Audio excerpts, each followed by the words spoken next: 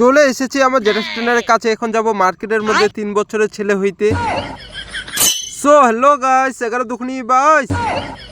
আজকের দিনটা আমার কিভাবে কাটলো সেটাই তোমাদেরকে হালকা করে পেনটা সরি বিষয়টা খুলে বলতেছি। আজকে যাব জেরক্স ট্রেনার নিয়ে মার্কেটের মধ্যে হালকা করে চুল কাটতে। দেখি মার্কেটের মধ্যে গিয়ে চুল কেটে আবার 3 বছরের ছেলের মতো হয়ে যাব নাকি।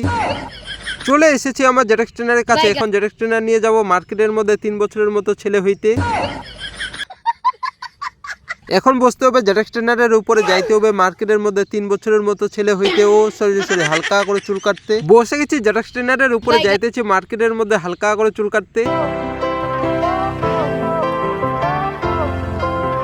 নেমে গেছি জেরক্স ট্রেনারের উপর থেকে। চলে এসেছি চুল কাটানোর দোকানের সামনে। চলে এসেছি দোকানের ভিতরে। কাটিতে হবে এখন চুল, মানে হচ্ছে চুল কাটানোর দোকানটা রয়েছে অনেক ভিড়, তাই বসতে হবে এখন এই স্পেশাল সিটের উপরে।